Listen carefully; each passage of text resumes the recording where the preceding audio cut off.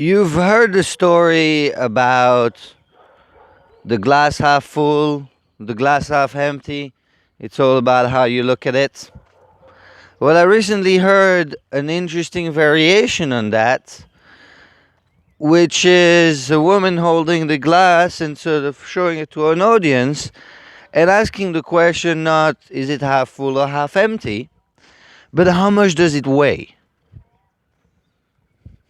And the audience gave numbers, their estimations as to how much the glass with the half full glass of water weighs. And then she replied, well, actually, it doesn't matter. What matters is how long you hold it. Because the worries and the concerns you have, the problems you have, the longer you hold on to them, the more they weigh you down. And the reason I'm making this video is because I love this idea, but she's just not going far enough. The glass is half full and half empty, right? Well, it turns out that even a full glass, so even with full optimism, with only positive experiences, if you try to hold on to it, it's heavy. And it turns out, very interestingly, that the things you succeed, the good stuff, the positive things, which in this metaphor is represented by water, is actually heavier than the failures and the problems and the concerns you've had.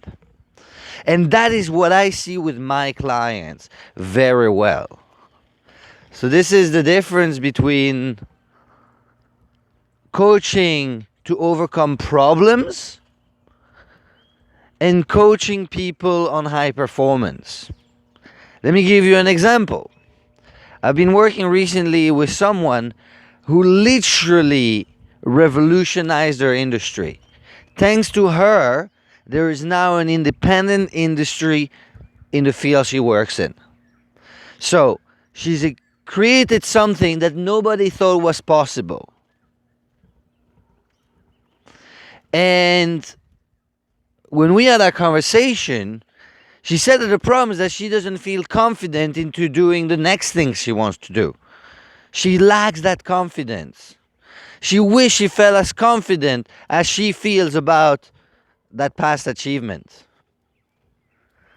And this is where I could bring her the holding on the glass, which is that when we hold on to our achievements, it weighs us down just as much, if not even more, than when we hold on to our failures, hold on to the problems and the worries.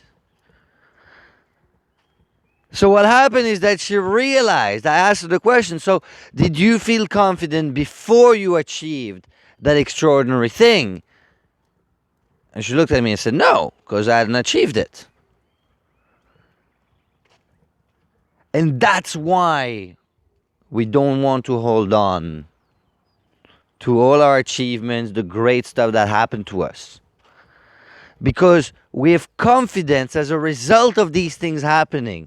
We feel happy as a result of these things happening, not the other way around.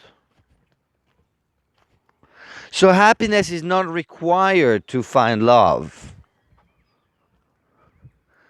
Money is not required to be successful.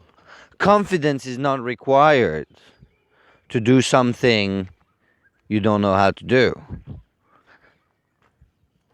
All these things are what you get on the way and in the process. And very often as a result of going onto this journey and of letting go of the glass, whether it's full, empty, half empty, or whether it's got a mix of stuff in there. It doesn't matter.